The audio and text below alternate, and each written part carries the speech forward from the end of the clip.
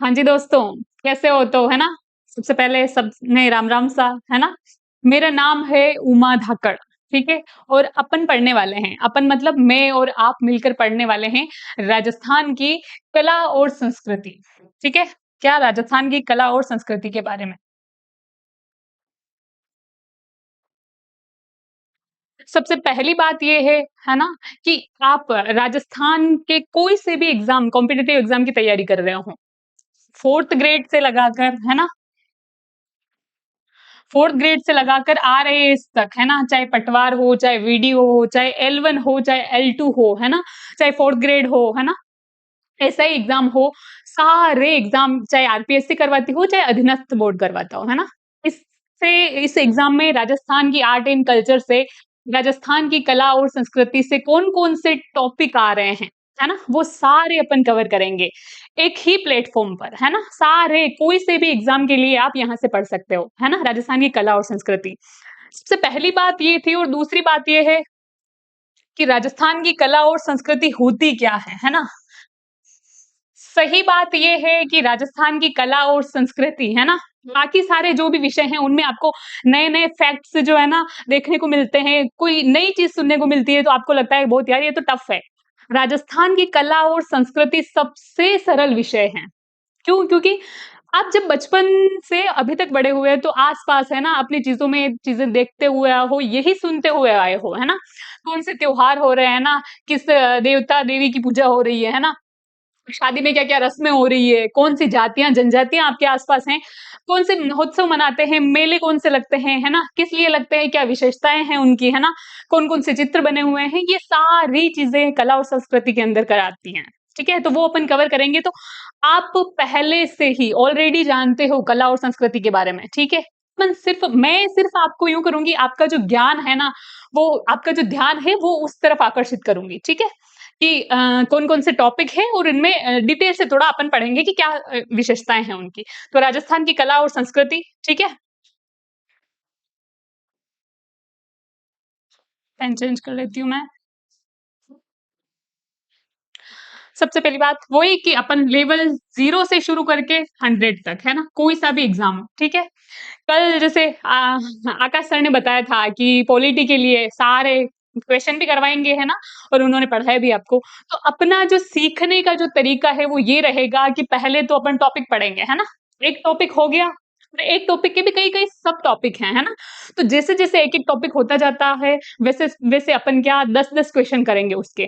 और करंट में जो भी एग्ज़ाम हो रहे हैं, मान लो कि अभी जैसे डिप्टी जेलर का हुआ, है ना? ऐसा ही आने वाला है, ग्रेड वाला आने वाला है ना? चाहे सेकंड ग्रेड, फर्स्ट ग्रेड, उनमें जो कला और संस्कृति के जितने भी क्वेश्चन बैठे हैं, वो सारे अपन डिस्कस करेंगे, है ना? तो ताकि साथ में ही वो चीज़ें आपके क्लियर हो जाए, ठीक है?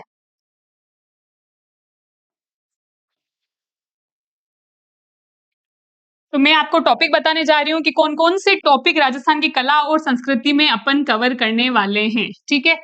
तो सबसे पहला टॉपिक है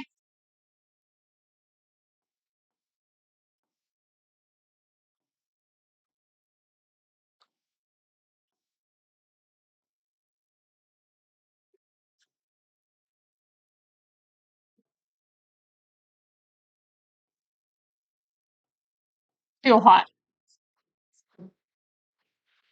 ठीक है? राजस्थान के जितने भी त्योहार हैं वो सारे, ठीक है? दूसरा वाला टॉपिक है लोक देवता।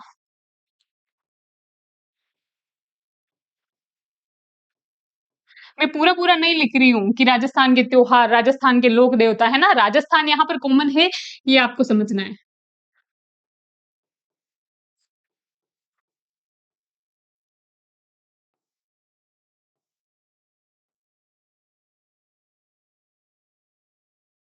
ठीक है?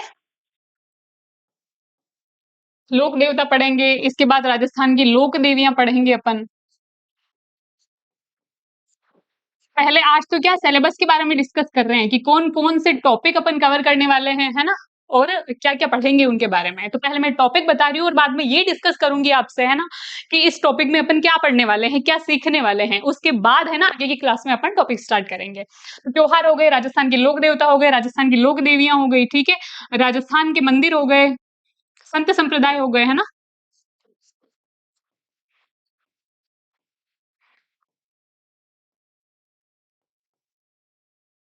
राजस्थान के मंदिर हो गए,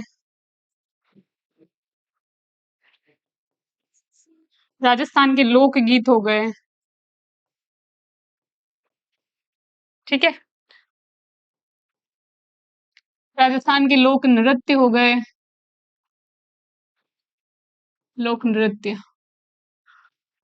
राजस्थान के लोक नाट्य हो गए, ठीक है? इसके बारे में आगे और डिस्कस करेंगे। लोक नृत्य हो गए, लोकगीत हो गए, लोक नाट्य हो गए, जनजातियां हो गई,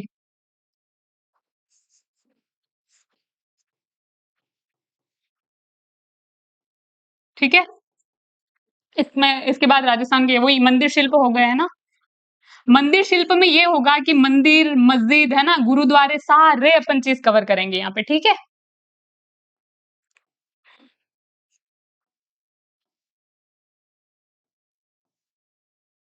मंदिर शिल्प,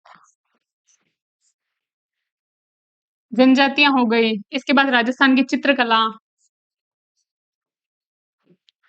राजस्थान की हस्तकला,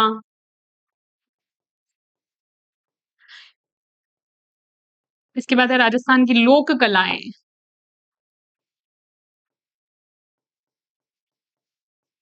ठीक है? इसके बाद हो गए राजस्थान के पर्यटन स्थल,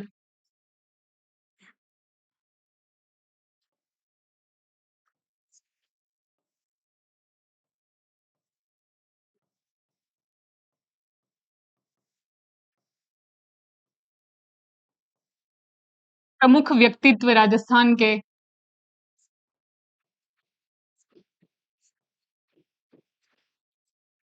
है ना?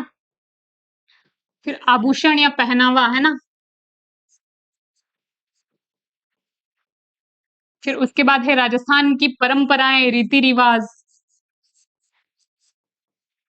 परंपराएं,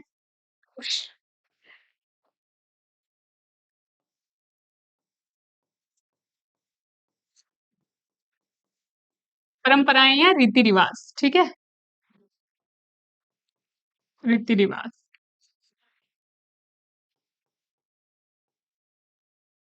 के बाद हो गए मंदिर शिल्प भी हो गए, है ना? रीति रिवाज हो गए, राजस्थान के प्रमुख व्यक्तित्व हो गए, ठीक है? मोटे मोटे यही टॉपिक हैं जो लगभग लगभग अपन हस्तकला में, है ना, अपन ये भी टॉपिक कवर करेंगे कि जीआई टैग्स वगैरह, है ना? राजस्थान के मेले हो गए, ठीक है?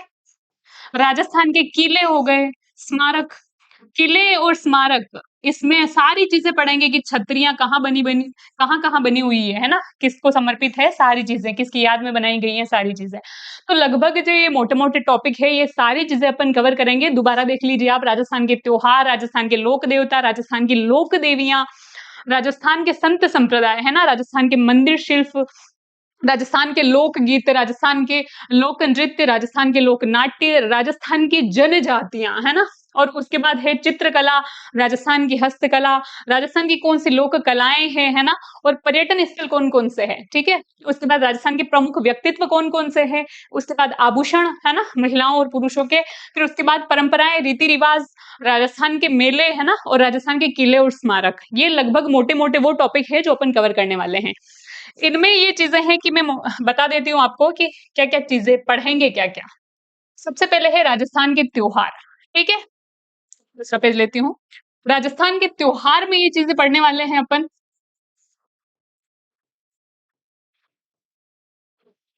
हिंदू धर्म के त्योहार, ठीक है? उसके बाद मुस्लिम धर्म के त्योहार,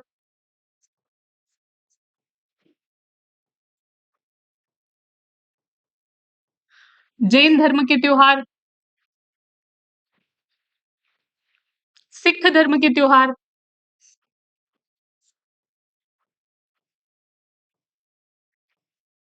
इसके बाद सिंधी त्योहार,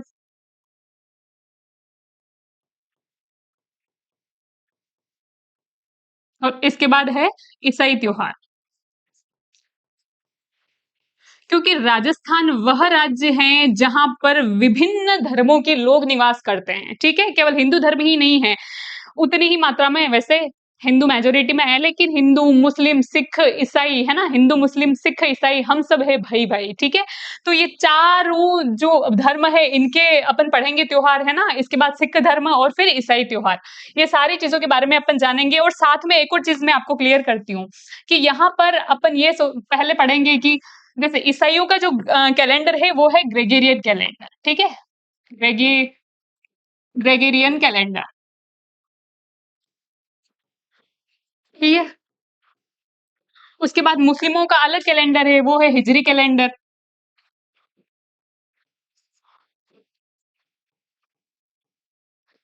हिंदुओं के जो सारे त्योहार मनाए जाते हैं वो बेस्ड हैं विक्रम संवत पर, है ना। विक्रम संवत आधारित जो कैलेंडर है उसके अनुसार सारे त्योहार मनाए जाते हैं, ठीक है।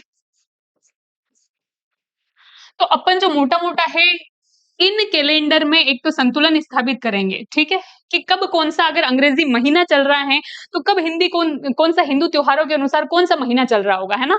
ये समझेंगे कि जैसे जब चैत्र चल रहा है तो उधर मार्च और अप्रैल महीना चल रहा होगा, है ना। इधर वैशाख चल रहा होगा तो उधर अप्रैल और मई महीना चल रहा होगा, है ना। कौन सा दिन है, मतलब त्योहार विक्रम संवत में अपने हिंदुओं में दिन के मतलब कि तिथि के अनुसार त्योहार मनाए जाते हैं।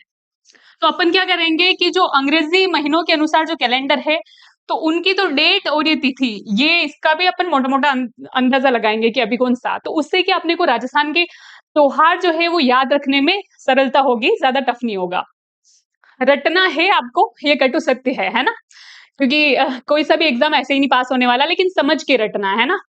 त्योहारों में भी, और मैंने देखा है अक्सर कि ये टॉपिक सबके वीकेस्ट टॉपिक में गिने जाते हैं कि भाई समझ नहीं आता है कब कौन सा त्योहार आता है, तो अपन समझ के पढ़ेंगे कि पहले ये त्योहार आ रहा है तो इसके बाद ये आएगा, क्या चीजें हो रही है ना, क्या विशेषताएं हैं, किस प्रकार से मना रहे हैं, ये सारी चीजें, ठीक है। तो ये भी अपन ये करेंगे कि विक्रम संवत जो वर्तमान कैलेंडर है उससे कितना आगे है ना। एक और है शक संवत, जो कि भारत सरकार का आधिकारिक कैलेंडर है। ये भारत में ही नहीं है ना, बल्कि नेपाल, इंडोनेशिया, फिलीपींस, है ना, इनमें भी इसी कैलेंडर को फॉलो किया जाता है और इसी हिसाब से चीजें होती है वहां पे भी, ठीक है। तो ये चीज है, तो ये सारी चीजें अपन समझेंगे। कौन कौन से त्योहार मनाए जाते हैं, इन धर्मों के त्योहार, है ना, ये सारी चीजें कवर करेंगे किसमें, राजस्थान के त्योहार वाले टॉपिक में, ठीक है। इसके बाद दूसरा टॉपिक है राजस्थान के लोक देवता, ठीक है। लोक देवता में अपन ये कवर करेंगे पंच पीर, जो महत्वपूर्ण पांच पीर है राजस्थान के, पाबू हड़बू रामदेव। पाबू दोहा है एक के, है ना, प्रसिद्ध, वो रामदेव, मांगलिया मेहा।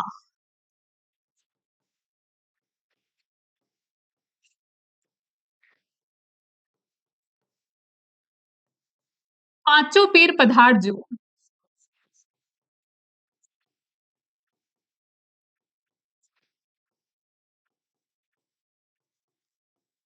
गोगा जी जेहा।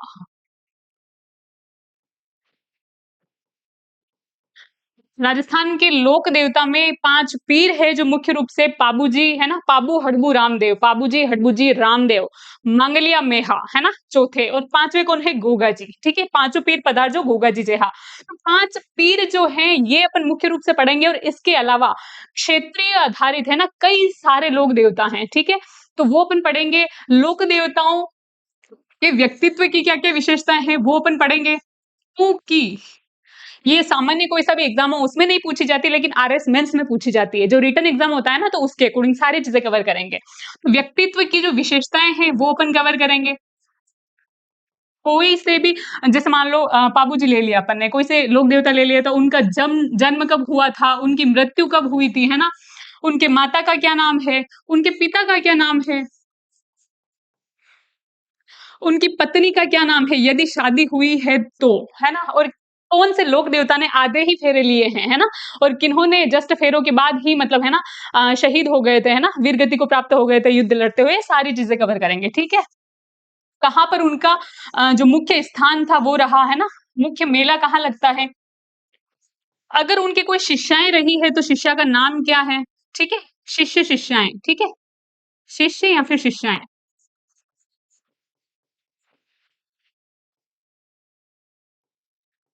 इसके बाद है कि कई सारे जैसे लोक देवता हैं ना, तो उनके समकालीन शासक कौन-कौन से थे? जो क्षेत्रीय लोक देवता हैं, तो उनके समकालीन शासक कौन-कौन से थे? और क्या उन शासक का, है ना, लोक देवता के जीवन में क्या कोई महत्वपूर्ण योगदान रहा है? किसी अप्रत्यक्ष या प्रत्यक्ष रूप से क्या उन्होंने उनको प्रोत्साहन दिया है ना? जैसे कि कोई लेक लोक देवता ने किसी शासक को, जो समकालीन शासक थे, आशीर्वाद के तौर पे हार भेंट करी है कि भाई तू मतलब तुम जाओ और ये युद्ध जीत के आना, है ना? तो बदले में शासक ने उनको क्या-क्या चीज़ें दी है, क्या कोई दान दिया है या फिर भूमि वगैरह दी है ना? ये सारी चीज़ें, ठीक है? तो ये सारी चीज़ें कहाँ कवर करेंगे अपन? राजस्थान के लोक देवता में, ठीक है? और फिर मुख्य मेले कौन-कौन से लगते हैं, है ना? और तिथियाँ कौन-सी है मुख्य उनसे संबंधित, ठीक है? और उनके व्यक्तित्व की विशेषताएँ क्या-क्या हैं, ठीक है? और अन्य नाम क्या-क्या हैं, ठीक है? ये सबसे महत्वपूर्ण है कि अन्य नाम, ठीक है?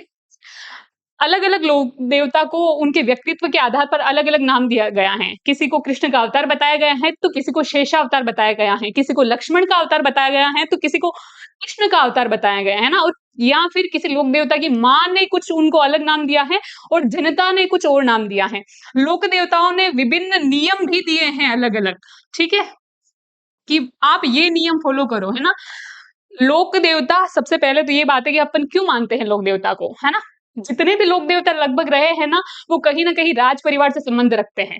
सामान्य जनता अगर कुछ कह रही है, तो समाज इतना जल्दी उन चीज़ों को एक्सेप्ट नहीं करता, उनको सुनता नहीं है ना? लेकिन जब कोई एक प्रभावित व्यक्ति, है ना? कोई राज परिवार से है या फिर उसके व्यक्तित्व में प्रभावित करने का गुण है लोगों को, यदि वो कुछ बात कहता है ना, वही जनता जल्दी से मानती है। तो इसीलिए समाज सुधार में, है ना? जो महत्वपूर्ण योगदान दिया है वो लोक देवताओं ने दिया है ना? सभी लोक देवता लगभग राज परिवार से थे, है ना? और उनका क्या महत्वपूर्ण योगदान रहा है, ठीक है? तो वो चीज़ें पढ़ेंगे अपन, है ना? कि क्या-क्या उन्होंने नियम दिए समाज को सुधार करने की, कौन-सी कुरीतियाँ थी, जिनको समाप्त करने के लिए उन्होंने अपने जो है महत्वपूर्ण बलिदान भी दिए हैं इवन, है ना? तो ये सारी चीज़ें कहाँ कवर करेंगे? राजस्थान के लोक देवता में, ठीक है? इसके बाद है राजस्थान की लोक देवियाँ।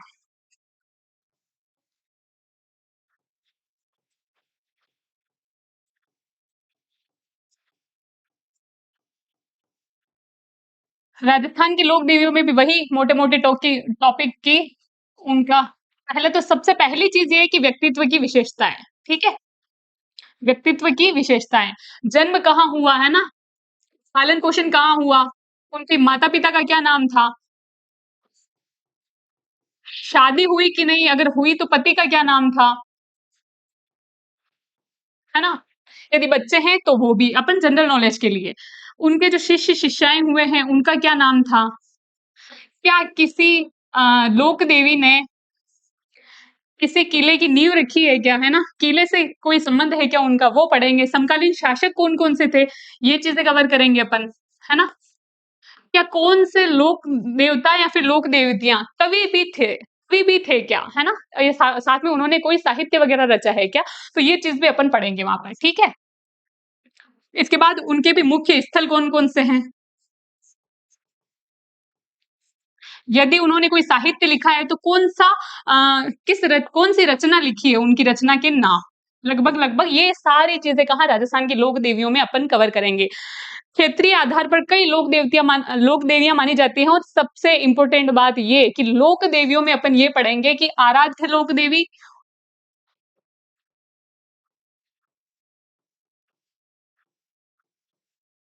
और एक आती है इष्ट देवी। इसमें अपन ये पढ़ेंगे किस जाति विशेष की कौन-सी लोक देवी, है ना?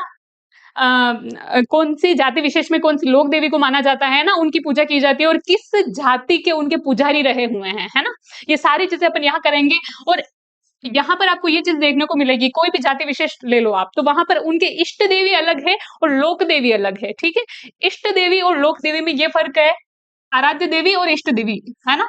ये फ़र्क है कि इष्ट देवी तो ये होती है कि अपने वंशानुगत तौर पे मानी जाती है, ठीक है? जैसे कि मान लो दादाजी मानते हुए हैं आए हैं, पापा जी मानते हुए आए हैं, तो हमें भी वही मानना है। लेकिन आराध्य देवी वो होती है कि मान लो कि मैं हूँ, है ना? मैंने कुछ धारणा बनाई है मन में कि ये मेरा काम हो जाना चाहिए, तो भगवान मैं आपके प्रसाद चढ़ाऊँगी, है ना? ₹11 का, ठीक है? तो अगर वो चीज़ें हो जाती है, तो फिर मेरी ना उन देवी विशेष के प्रति श्रद्धा पैदा हो जाएगी, श्रद्धा जाग जाएगी, तो मेरी वो आराध्य देवी हो जाएगी, है ना? तो मेरी इष्ट देवी तो अलग थी, है ना? जो पूरा परिवार मानता है, लेकिन मेरी आराध्य देवी अलग हो जाएगी, ठीक है? तो ये चीज़ें आपको ये में ध्यान रखनी है कि ये अपन पढ़ेंगे, ठीक है? इसके बाद है अगला टॉपिक राजस्थान के संत संप्रदाय, ठीक है?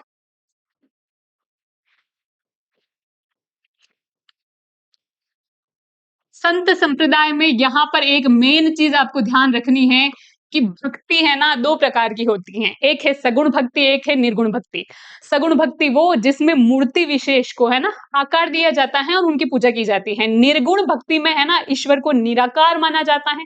होती वो भी भक्ति है, भगवान के प्रति आस्था होती है ना। ऐसे बोलते हैं ना मैं आस्तिक हूँ, मैं नास्तिक हूँ।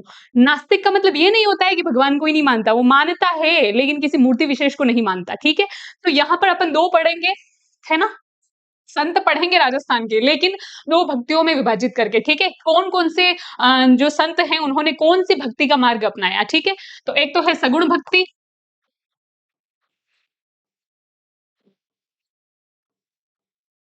एक है निर्गुण भक्ति। सगुण भक्ति वही कि जिसमें मूर्ति पूजा की जाती है, निर्गुण भक्ति में मूर्ति पूजा नहीं की जाती है, ठीक है? विरोध करते हैं ये लोग कि मूर्ति पूजा नहीं, मानो तो भई हर घट में भगवान है ना? इस खंबे में भगवान है, इस कुर्सी में भगवान है, मुझ में भगवान है, बोर्ड में भगवान है, ये सारी चीज़ें, ठीक है? तो ये अपन कवर करेंगे। यहाँ क्या करेंगे अपन राजस्थान के संत संप्रदाय में, है ना? जो मुख्य संत है ना? राजस्थान के प्रमुख संत हैं, प्रमुख संत, है ना?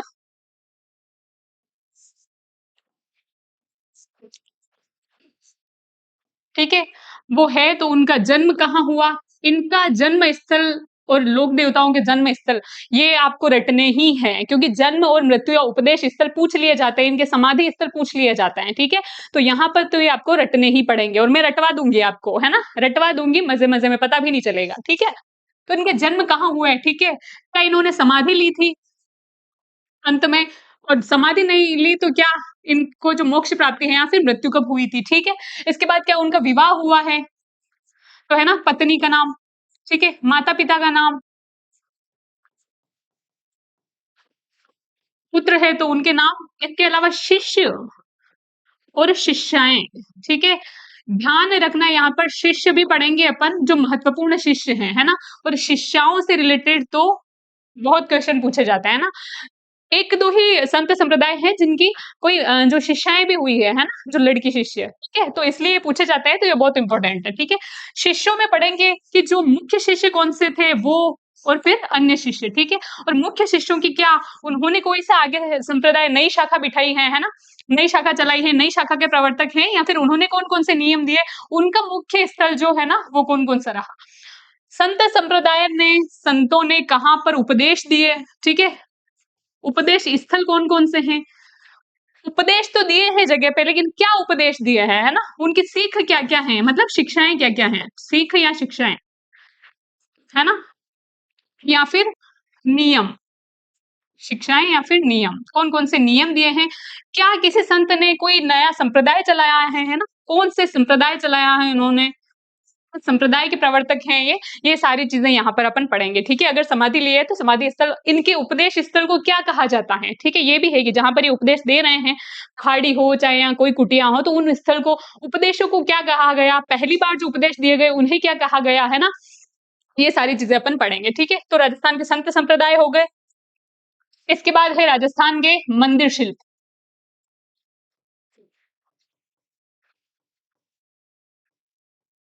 यहाँ बात आती है शैलियों की कि जो राजस्थान के मंदिर है किस-किस शैली में निर्मित हैं, ठीक है?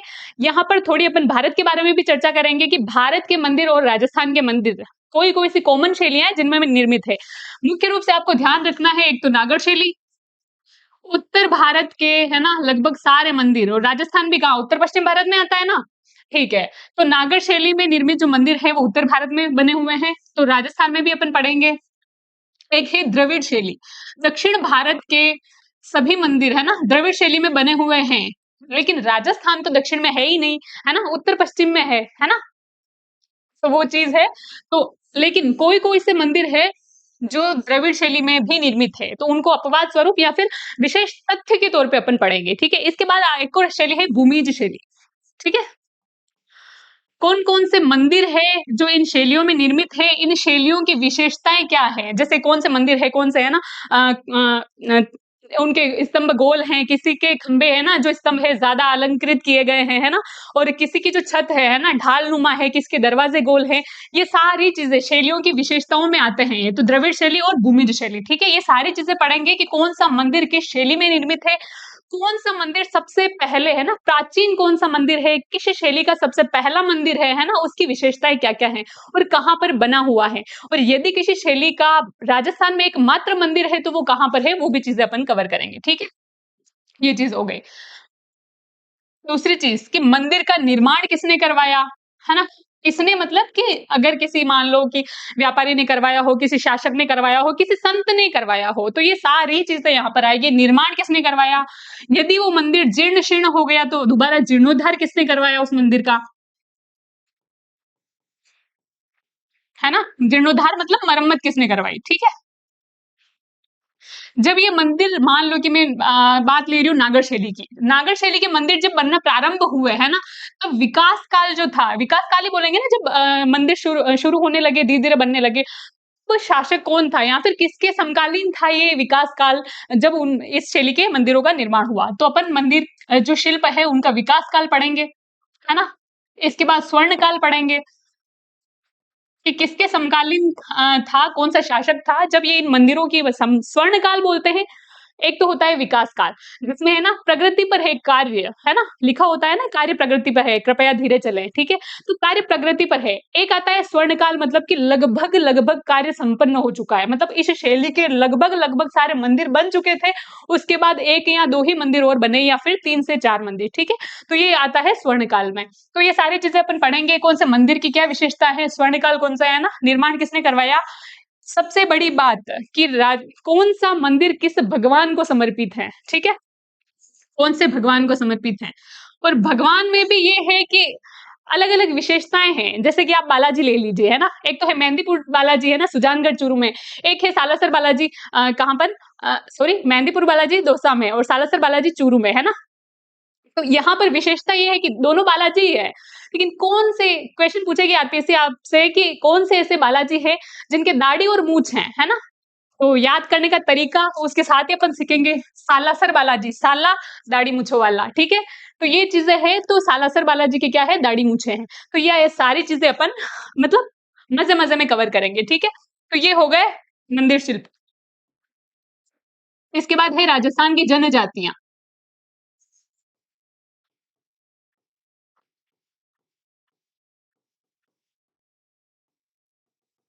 सबसे पहले तो ये कि जनजातियां होती क्या हैं, है ना? वो समुदाय विशेष है ना, ये वो वर्ग विशेष जो कि पिछड़ा हुआ रह गया है, और भारत सरकार या फिर राजस्थान सरकार मान लो, है ना, उनके लिए विशेष प्रयास करती है ना। मनरेगा में भी उनको अतिरिक्त है ना दिन दिए जाते हैं ताकि वो अपनी भरपाई कर पाए, अपनी आजीविका चला पाए, ठीक है। ये सारी चीजें तो जो विशेष जनजाति है, विशेष जाति है, कोई वर्ग है, समुदाय है, पिछड़ा हुआ रह गया है, उनके बारे में उसको क्या समाज की धारा के मुख्य विकास में लाने के लिए ये जनजातियां अपने को पढ़ाई जाती है कि उनका भी विकास हो, है ना, सबको साथ लेके चलना है। तो ये चीजें अपन कवर करेंगे, जनजातियां, ठीक है। जनजातियों में मुख्य रूप से होती है भील, मीणा, गरासिया। राजस्थान की सबसे बड़ी जनजाति है मीणा, सबसे पुरानी जनजाति है भील, ठीक है। गरासिया, सहरिया,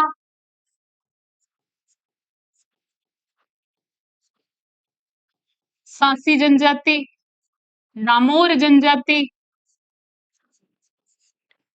अन्य कई जनजातियां हैं, ठीक है।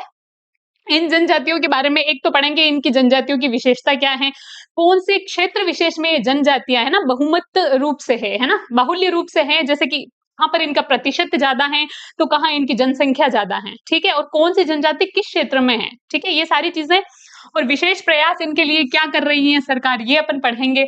इनमें है ना जनजातियां, जैसे कि मैंने आपको बताया कि पिछड़ा हुआ वर्ग है, पिछड़ा हुआ वर्ग है मतलब कि ये संविधान या कानून व्यवस्था से भी कहीं ना कहीं अछूते हैं, है ना। जो शहर में सारी चीजें चल रही है उससे कहीं ना कहीं अछूते हैं, तो इनको आगे लाने के लिए प्रयास किए गए हैं, शिक्षा हो, स्वास्थ्य हो, सब चीजों में, ठीक है। तो इनके बारे में ये भी जानते हैं, इवन इनके बारे में ये भी जानेंगे अपन कि जिस प्रकार से अपन मान लो कि कोई असभ्य भाषा का प्रयोग कर रहा है अपने लिए, तो अपन तो सीधी-सी बात है कि भई ये वाली धारा है, ये कानून है, अपन तो लड़ेंगे उनसे। लेकिन वहाँ पर अभी तक गाँव में और ख़ास करके जनजाति क्षेत्रों में ये चीज़ें नहीं चलती है। वो क्या आस-पास में बैठ के ही, है ना? लोगों का कोई समूह होता है, वो आस-पास बैठ के ही इस चीज़ को क्लियर कर लेते हैं। किसी का तलाक भी करवाना हो ना और किसी की शादी भी करवानी हो, है ना? तो भी लोग आस-पास में 5 जने, 6 जने या कोई 80 जने बैठ के पंचायत बिठाते हैं, है ना? और वो ही चीज़ें कवर कर लेते हैं। विभिन्न जनजातियाँ हैं, उनमें पंचायतों के जो स्तर है विभिन्न बताए गए हैं। किसी में तो पंचायतों के 3 स्तर बताए गए हैं, है ना? छोटी पंचायत, बड़ी पंचायत, नैनकी न्यात, है ना? किसी में 5 स्तर बताए गए हैं, तो किसी में 11 स्तर बताए गए हैं, ठीक है? और इसमें कितने-कितने लोग बैठते हैं, ये सारी चीज़ें, ठीक है? कौन-सी जनजातियों में ये भी है कि कौन-सी जनजाति मांस खाती है, कौन-सी जनजाति शराब पीती है, कौन-सी जनजाति में महिलाएँ शराब पीती हैं, ठीक है? और कौन-सी जनजाति में पुरुष जो है ना? वो गहने पहनते हैं, कौन-सी जनजाति में महिलाएँ या पुरुष दोनों टैटू बनवाते हैं, है ना? क्या इनमें युगल नृत्य किया जाता है? नहीं, तो अगर इनके मान लो तलाक हो रहा है, शादी होती है, कैसे होती है ना? शादी करके लाते हैं तो कौन से क्या भगा के ले जा सकते हैं लड़कियों को, है ना? या फिर किसी देवी विशेष को मानकर फेरे लेते हैं, है ना? तलाक हो रहा है तो किस हिसाब से होता है? ये सारी चीज़ें यहाँ पर अपन कवर करेंगे, ठीक है? जनजातियों में। यहाँ पर अलग-अलग चीज़ें भी हैं, जैसे कि मांस भी किसी में बंदर का मांस खाया जाता है, किसी में मोर का मांस खाया जाता है ना? ये सारी चीज़ें अपन कहाँ कवर करेंगे? जनजातियों में, ठीक है? इसके बाद है राजस्थान की हस्तकला। हस्तकला में तो किसी क्षेत्र विशेष की, जैसे कि प्रतापगढ़ की थेवा कला है ना? मोलेला मिट्टी है राजसमंद की, है ना? तो इन जो विशेष अलग-अलग चीज़ों से कौन-सी विशेष कलाकृतियाँ बनाई जा सकती हैं, है ना? तो वो चीज़ें अपन पढ़ेंगे। हस्तकला में कि कौन से क्षेत्र विशेष की कौन-सी कला फ़ेमस है ना? कलाएँ फ़ेमस है, उनकी विशेषताएँ क्या-क्या हैं? उसके प्रमुख कलाकार कौन हैं? मान लो कोई भी कला विकसित हुई है, तो धीरे-धीरे वो विकसित हुई होगी ना, शुरुआत तो किसी ने करी होगी ना, तो जिन्होंने जो शुरुआत करी है, तो उनके नाम, है ना? प्रवर्तक कौन है इस कला के, ठीक है? शुरुआत किसने करी थी और मुख्य कलाकार कौन है? क्या इस कला को अंतर्राष्ट्रीय स्तर पर ख्याति प्राप्त है या जीआई टैग मिल चुका है? वर्तमान में राजस्थान में 22 वस्तुओं को जीआई टैग मिल चुका है ना? तो 22 वस्तुओं में अभी फिलहाल जो मिला है ना, वो किसको मिला है? सांगरी को। जो खेजड़ी की फली होती है, वो होती है सांगरी, ठीक है? तो 22वां जीआई टैग उसको मिला है। सबसे पहला जो जीआई टैग था, वो था बीकानेरी भुजिया, ठीक है? बीकानेरी भुजिया को। और जो 21वां जो जीआई टैग था, वो भी था बीकानेर का ही कशीदाकारी को, ठीक है? कशीदाकारी। और अब जो 22वां मिला है, वो भी मारवाड़ का ही है। देख लो भई कितना टॉप पे है मारवाड़, है? तो वो भी मारवाड़ का ही है, सांगरी। सांगरी मैं आपको बता दूँ तो ये खेजड़ी की हरी फली होती है ना? जिसकी सब्ज़ी बनाई जाती है, सांगरी, ठीक है? खेजड़ी राजस्थान का राज्य वृक्ष है जिसको 1983 अक्टूबर 1983 में राजस्थान के राज्य वृक्ष का दर्जा दिया गया था, ठीक है? ये चीज़ें अपन पढ़ेंगे। इसके बाद है लोक कलाएँ। लोक कला में वही है सेम जो राजस्थान की कौन-कौन सी विशेषताएँ हैं लोक कला की, उन कौन से क्षेत्र विशेष की कौन-सी लोक कला हैं, ठीक है? और किसे समर्पित हैं, ठीक है? इसके बाद है राजस्थान की चित्रकला।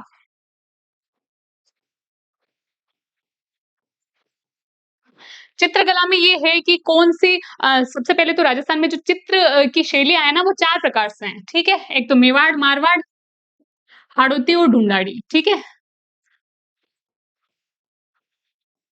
हाड़ौती और ढूंढाड़ी। ये मुख्य चित्र शैलियाँ हैं मेवाड़ी, मारवाड़ी, हाड़ौती और ढूंढाड़ी। इन शैलियों में है ना, इन शैलियों की क्या-क्या विशेषताएँ हैं, है ना? किस-किस क्षेत्र में कौन-कौन सी शैली विकसित की गई है, किस रंग का प्रयोग किया गया है, कौन-सी चित्रकला में कौन से देवी-देवता का चित्रण किया गया है ना?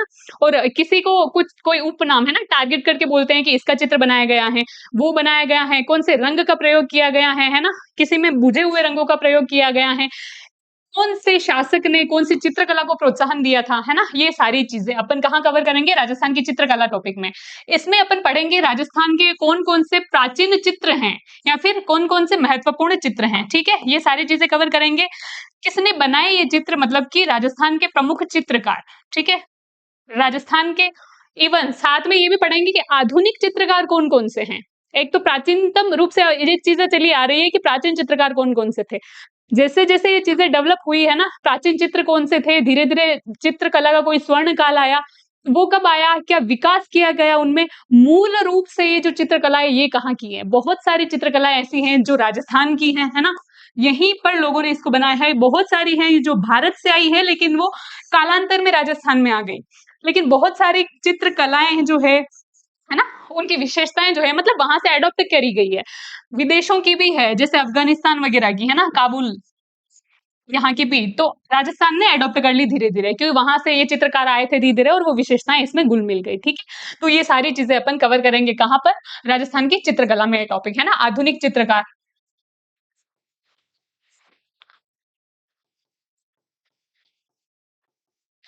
इसके बाद है राजस्थान के लोकगीत।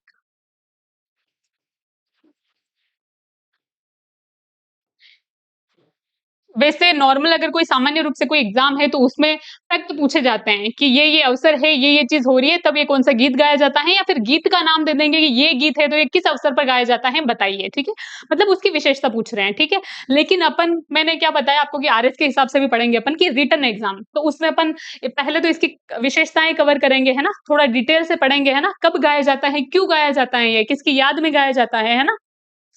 ये सारी चीज़ें अपन कहाँ यहाँ कवर करेंगे, ठीक है? और कौन से महापुरुष ने, है ना? या फिर कौन से इतिहासकार ने किस लोकगीत को क्या नाम दिया था? कौन-सा कथन कहा था, है ना? जैसे कि ये तो हमारी संस्कृति के पहरेदार हैं, गांधी जी ने कहा था, है ना? और ये हमारी संस्कृति का सुगम संदेश लेकर जाती हैं, ये सारी चीज़ें, तो अलग-अलग चीज़ें हैं, तो ये चीज़ें अपने को बतानी है। लोकगीत को सामान्यतया 3 भागों में वर्गीकृत किया गया है ना? जनसाधारण, व्यावसायिक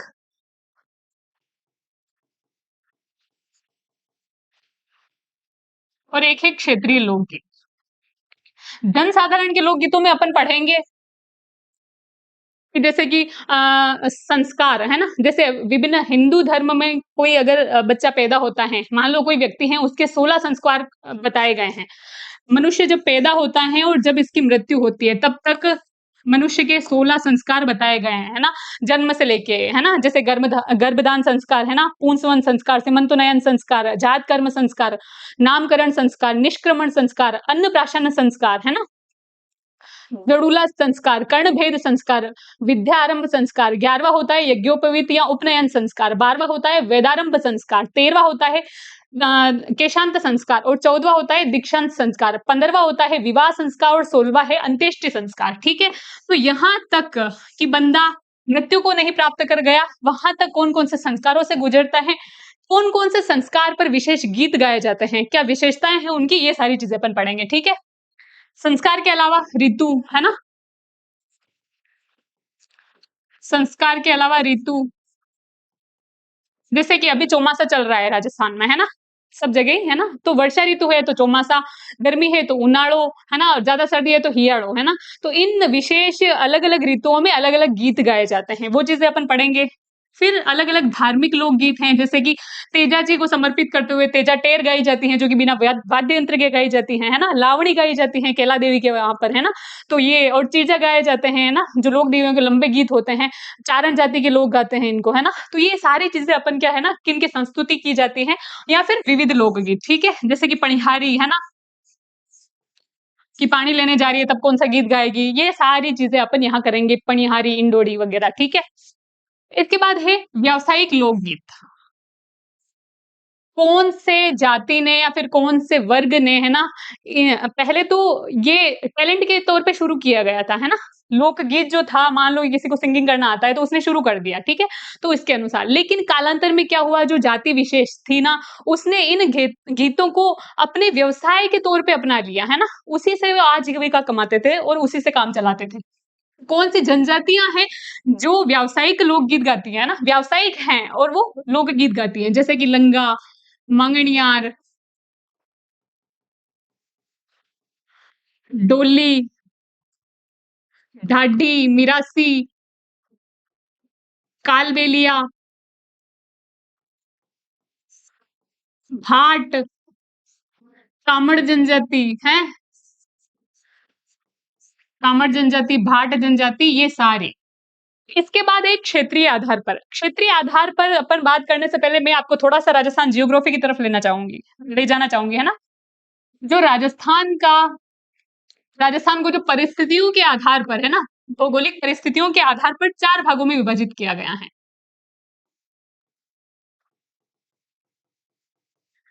भौगोलिक परिस्थितियों के आधार पर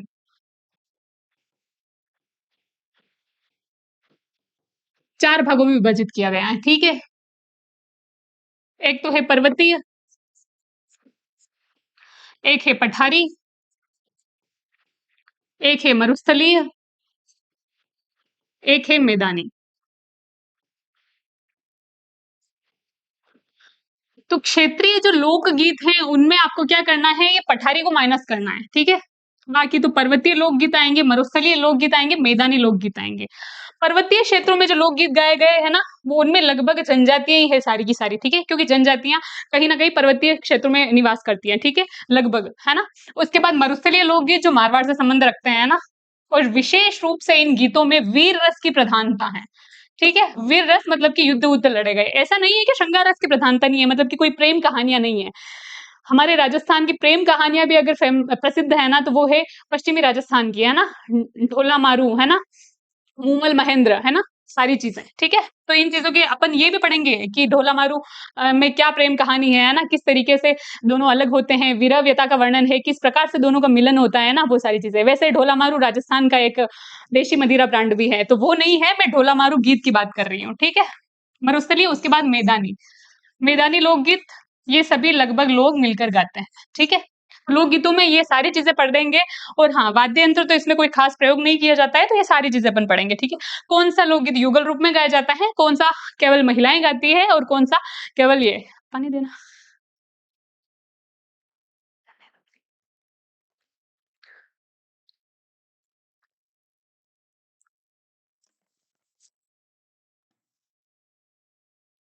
इसके बाद है राजस्थान के लोक नृत्य। राजस्थान के लोक नृत्य में भी यही है कि मुख्य कलाकार कौन कौन से हैं, प्रवर्तक कौन से हैं, प्रवर्तक कौन है, किसने इस नृत्य की शुरुआत करी थी, किस शासक ने इनको प्रोत्साहन दिया था, अगर अंतरराष्ट्रीय स्तर पर इसे ख्याति प्राप्त है ना, तो किसने दिलाई थी वो ख्याति, किसके विशेष प्रयास रहे थे लोकगीतों में। सॉरी, एक चीज और ऐड करना कि ये चीज है लोकगीतों में कि अगर अंतरराष्ट्रीय स्तर पर ख्याति प्राप्त करवाई है लोकगीतों में, तो वो किसने करवाई है। जैसे कौन सा लोकगीत है, राजस्थान का राज्य लोकगीत है केसरिया बालम, इसको सबसे पहले किसने गाया था, सर्वाधिक बार किसने गाया था, और मांड राग में किसने गाया था, सॉरी मांड राग में ही होता है ये, लेकिन अंतरराष्ट्रीय स्तर पर किसने गाया था, है ना। ये सारी चीजें अपन कवर करेंगे, किसको पद्मश्री मिला हुआ है, कौन कौन से विशेष पुरस्कार मिला हुआ है, नारी शक्ति मिला हुआ है, पद्म विभूषण मिला हुआ है, ये सारी की सारी चीजें कहाँ कवर हो जाएगी, राजस्थान के लोकगीतों में, ठीक है। इसके बाद कलाकार प्रवर्तक प्रोत्साहन, है ना, इसने शुरुआत करी, कौन से क्षेत्र विशेष का ये लोकगीत लोक नृत्य है ना। लोक नृत्य अगर कर रहे हैं तो इसमें क्या कौन सा गीत गाया जाता है, क्योंकि लोक नृत्य गीत प्लस नृत्य होता है, ठीक है। कौन से वाद्य यंत्र का प्रयोग किया जा रहा है इसमें, है ना, ये सारी चीजें, ठीक है। ये सारी चीजें अपन कहाँ पढ़े और किस क्षेत्र विशेष का ये प्रसिद्ध है, और कौन कौन से कलाकार हैं, कोई अगर महिलाएं कलाकार हैं तो वो करेंगे, वो बताएंगे। और नृत्य में कौन सा जो नृत्य है बैठ कर किया जाता है, कौन सा नृत्य लेट कर किया जाता है, किसमें करतब दिखाया जाता है विभिन्न प्रकार के, है ना, ये सारी चीजें अपन कवर करेंगे, ठीक है। तो लोक नृत्य के बाद है अब राजस्थान के लोक नाट्य। लोक नाट्य, सबसे पहले ये चीज ध्यान रखो कि लोक गीत, लोक नृत्य तथा नाटक, इन तीनों का मिश्रण है, ठीक है। जो लोक नाट्य है उसमें गीत भी गाए जाते हैं, नृत्य भी किया जाता है, और बीच बीच में नाटक भी दिखाए जाते हैं। इसलिए इसमें अपन पढ़ेंगे कि इनका सूत्रधार कौन है ना, ये चीज विशेष है इसमें, है ना। इसमें है ना हास्य कलाकार भी आता है नाटक करने, उसका क्या नाम है, किस प्रकार से क्या है, मुख्य क्षेत्र कौन सा है, किस वाद्य यंत्र का प्रयोग किया जाता है ना?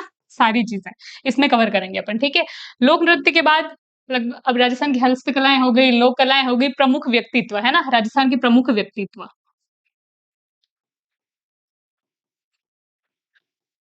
इसमें महिलाएँ तथा पुरुष दोनों शामिल करेंगे।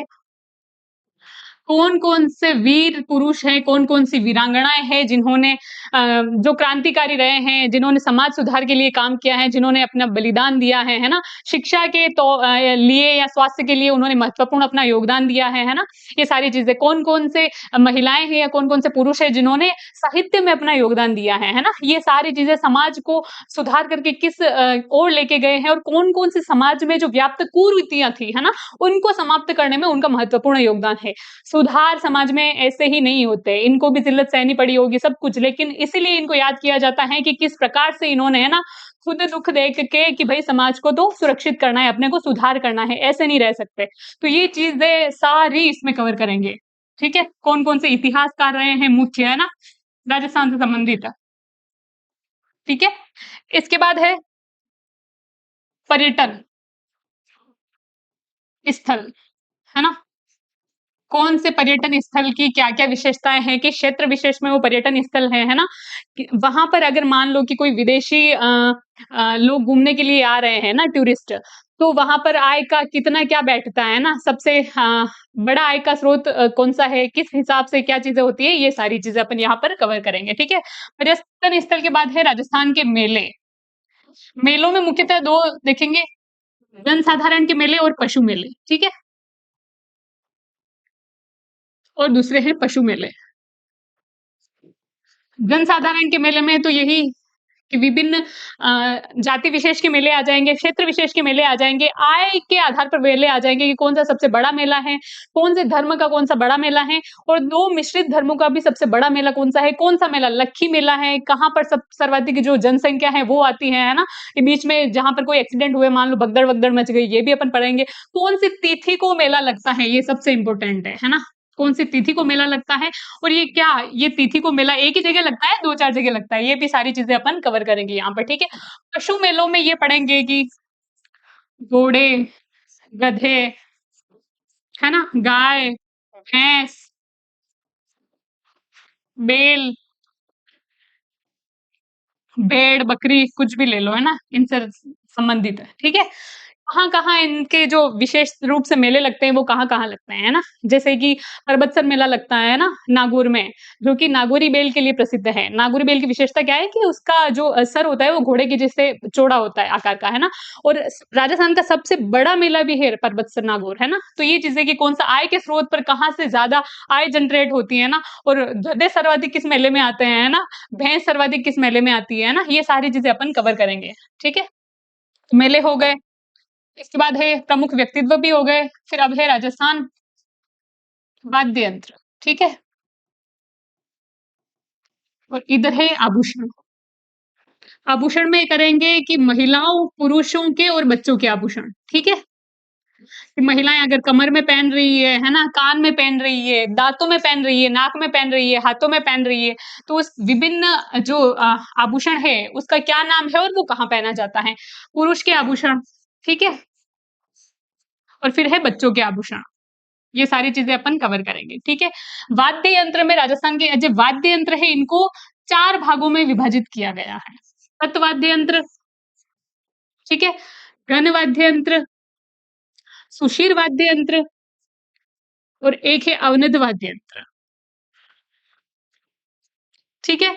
तत्वाद्य यंत्र वो जो तार से बजाए जाते हैं, मतलब तार से बने हुए होते हैं, ठीक है? घन वाद्य यंत्र जो धातु से बने हुए होते हैं, जैसे मंजीरा वगैरह, ठीक है? सुषिर वाद्य यंत्र जिन्हें कि फूँक मारकर बजाया जाता है, जैसे कि बांसुरी ले लो, मुरली ले लो, शहनाई ले लो, है ना? और अपना राज्य वाद्य यंत्र क्या है? अलगूजा, है ना? कर्णभील, जो नाक से अलगूजा बजाते हैं, ठीक है?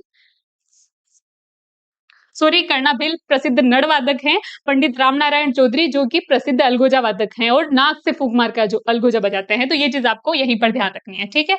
अवनद वाद्य वो होते हैं कि जिन पर चमड़े के बने हुए होते हैं, चमड़े की खाल से उनको मढ़ा जाता है और फिर बजाए जाते हैं, ठीक है? तो कौन-कौन से वाद्य यंत्र कौन-कौन सी श्रेणी में आते हैं, किस प्रकार से बने हुए होते हैं, सॉरी, और वो किस प्रकार से बजाए जाते हैं, किस अवसर पर बजाए जाते हैं, ये सारी चीज़ें। कौन से वाद्य यंत्र से है ना शोक की ध्वनि पैदा होती है, तो कौन से वाद्य यंत्र से मनमोहक ध्वनि पैदा होती है।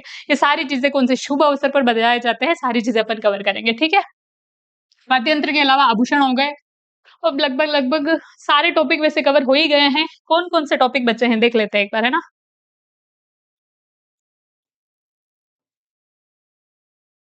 अ,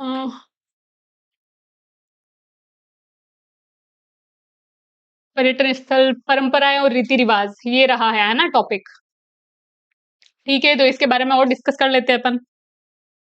राजस्थान की परंपराएँ और रीति-रिवाज़,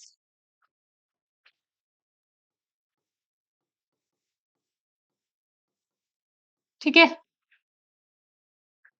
परंपराओं में ये बना क्या परंपरा ऐसे ही बन गई? नहीं।